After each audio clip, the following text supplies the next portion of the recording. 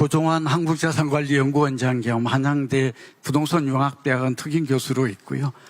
또 금융위원회 금융발전심의위원도 하고 있습니다. 허그의 또 심의위원도 하고 있고요.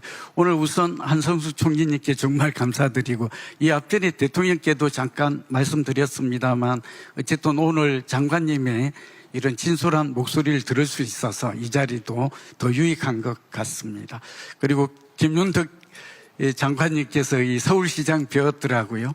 제가 그 건의를 드렸는데 신속하게 해주셔서 고맙습니다. 오늘은 그 시간이 제한되어 있기 때문에 한 서너 가지만 대안 위주로 좀 겹치지 않는, 중복되지 않는 말씀을 좀 드리고자 합니다. 우선 주택정책의 목표는 저도 뭐 대학원에서 석파서 이걸 연구해서 좀 알아서 말씀드리는데 뭐 이거 헷갈릴 필요가 세 가지입니다. 이 시장 안정 이렇게 못 박혀 있고요. 이 두 번째는 서민 주거 복지 향상입니다. 세 번째는 주거의 질적 개선으로 이 세 가지가 우리나라 주택법이나 세계 주택 정책의 근본 목표. 근데 이 세 가지가 다소 좀 충돌할 수 있죠. 그래서 그런 면에 지금 좀 포커스를 한 목적성 있는 수단이 나왔으면 좋겠다. 이 시장 안정은 또 아시다시피 가격입니다. 월세, 전세, 매매, 그 다음에 거래 안정입니다. 근데 이게 지금 불안하죠.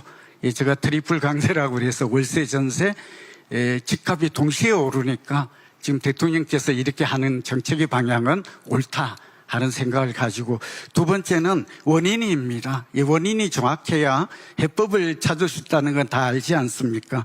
제가 발견한 거는 공급 부족이 가장 큽니다.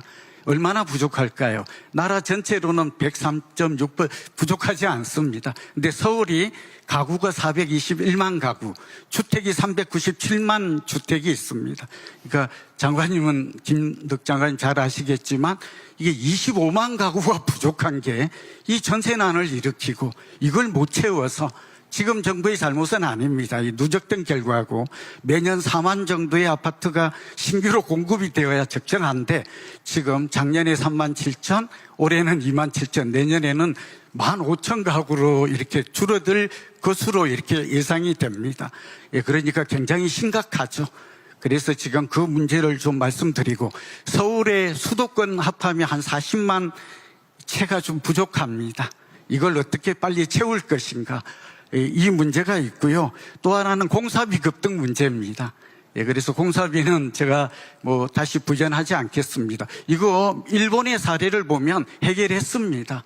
중국과를 통해서 자재를 싸게, 시멘트, 철근, 뭐 목재를 싸게 해서 이렇게 해서 해결했고, 우리나라는 또 하나는 인건비 문제인데 해외 기능 인력을 좀 우리가 좀 쿼터제가 있습니다. 좀 길게 못하는데, 그래서 이 기능 인력을 정부에서 폴리텍 대학 같은 데서 좀 기능공을 양성해서 준다면, 요즘 공사 현장에 가면 저 같은 노인들이 일을 합니다. 이러니 재해도 발생하고 효율도 안 납니다. 네, 그거 다 아시는 내용이어서 좀 실질적인 이런 것들을 정부가, 총리님이 계시니까. 근데 이 부처 칸막이 때문에 지난 정부에 여러 번 건의를 했는데 해결이 안 됩니다.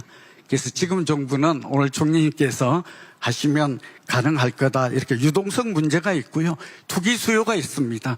지금 정부는 투기 수요를 잡는 데 방점이, 근데 투기 수요가 얼마나 될까요? 통계와 지표를 보면 2주택자가 한 10% 이상이 됩니다. 10%. 그 다음에 3주택자가 1%입니다. 그러니까 일단 주택수로 보면 한 10% 정도가 좀 자산가치 상승을 노린 투기 수요가 아닐까, 통계적으로는 그렇게 추정이 됩니다. 그러니까 이걸 잡는 정책은 옳다. 자, 이제 대안으로 가겠습니다. 오늘 구윤철 부총리님 모시고 말했습니다만, 저는 보유세는 높이되, 이거는 글로벌 기준, 선진국가 글로벌 기준이 분명히 말해줍니다. 낮습니다. 그러니까 올릴 필요가 있고, 다만 양도소득세는 좀 낮춰줬으면 좋겠습니다.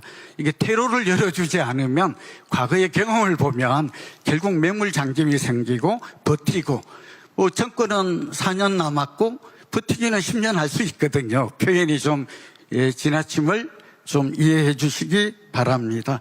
그런 의미에서 세제는, 그리고 고가주택은 한 40억 이상이 됐으면 좋겠습니다. 근거는 46억 되는 집값 수가 보니까 한 1%를 차지합니다. 그래서 저는 고가 금액을 정할 게 아니라 구윤철 부총리께 좀 건의드리면 전체 주택의 한 3% 이내, 그러니까 법으로 정하더라도 금액을 정하면 가격은 늘 올라갈 수도 있고 내려갈 수도 있습니다. 그래서 저는 전체 주택의 한 3% 이내가 고가주택으로 이렇게 하는 게 좀 정석적이 아닐까. 그리고 세제 개편을 하면서 4년을 바라보지 말고 저는 한 10년을 봤으면 좋겠습니다. 이 세금을 자꾸 징벌적으로 왔다 갔다 이렇게 하는 거는 조세 저항도 있고 정가도 있고 시장 혼란도 있고 조세는 굉장히 신성한 의무잖아요. 네, 이 부분에 마무리 좀 부탁드리겠습니다. 그렇게 하겠습니다. 제가 좀 짧게 하겠다고 했는데 부연 설명이 좀 필요해서 그리고 김영덕 장관님께 두 가지를 건의드립니다. 이제 마무리돼야 되는 하나는 뭐냐 그러면 선진국은 보면 주택이 얼마나 부족한가가 매년 나옵니다. 이게 연차별, 지역별 계획입니다. 이걸 액션 플랜이라고 하는데 이렇게 장기 플랜도 필요합니다만 매년 이재명 정부가 매년 부족한 공급을 매년 어느 지역에 생활권별로 어떻게 공급하겠다. 근데 선진국은 이걸 다 합니다. 근데 우리는 안 하고 있는 것 같습니다. 장기 계획만 있습니다. 그러니까 이게 실행이 안 돼요. 그리고 우리 무주택 세입자 입장에서 아까 서민주거복지 관점에서 보면 얼마나 기다리면 내가 집을 가질 수 있을까? 이게 꿈과 계획을 세울 수가 없어요. 이런 면이 굉장히 좀 아쉽다.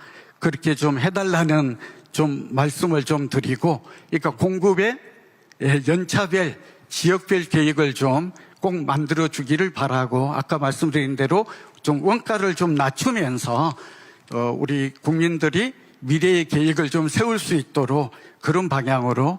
그러니까 PF 문제도 옥석 구분에서 이호건 장관님, 제가 회의 때도 그런 말씀을 잠깐 올린 걸로 기억이 되는데 그렇게 해줬으면 좋겠습니다. 네, 그래서 마지막으로 부탁드리겠습니다. 제가 노인이어서 근데 마무리 짓겠습니다. 요즘 가장 긴장하는 사람들은 강남과 한강벨트의 고가주택을 가진 좀 노인들입니다.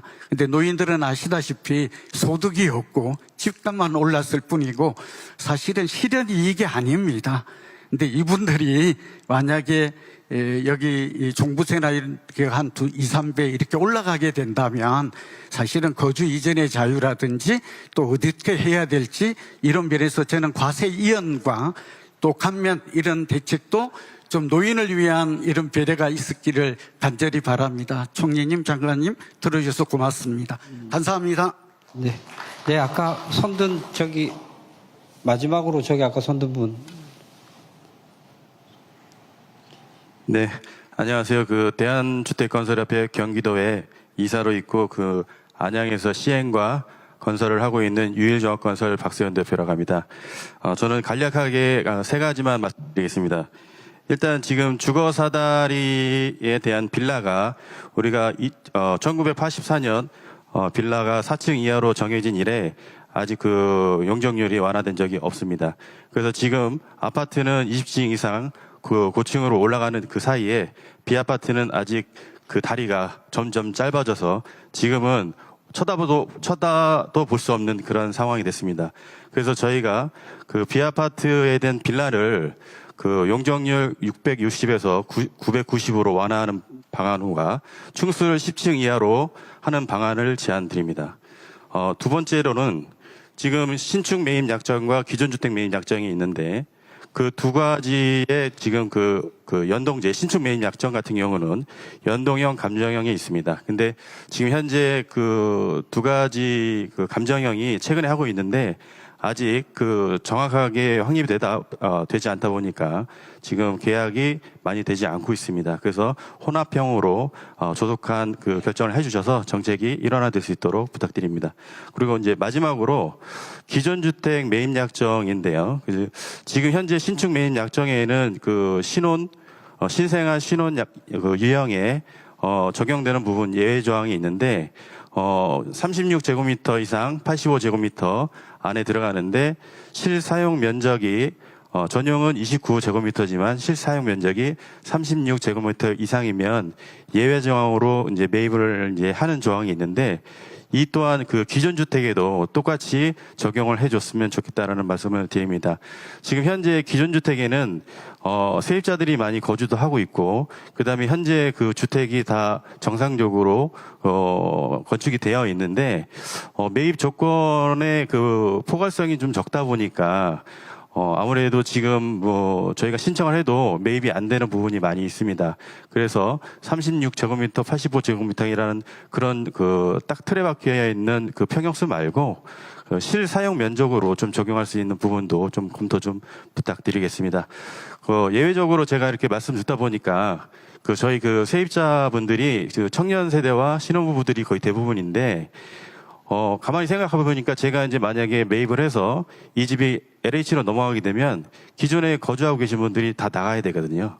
근데 그분들은 똑같이 그 청년과 신혼부부인데 어떤 분은 적용을 받아서 새로 들어오고 어떤 분은 기존에 살고 있다가 또 나가야 되는 부분이 있습니다. 그래서 LH에서 매입할 때 지금 비아파트 관련해 갖고 공실 위주로 많이 매입을 하시는데 지금 공실 위주로 된 비아파트는 많이 소진이 돼서 매입을 다 했습니다.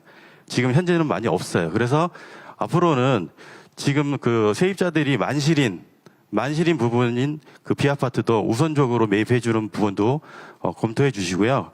그리고 그분들 한해서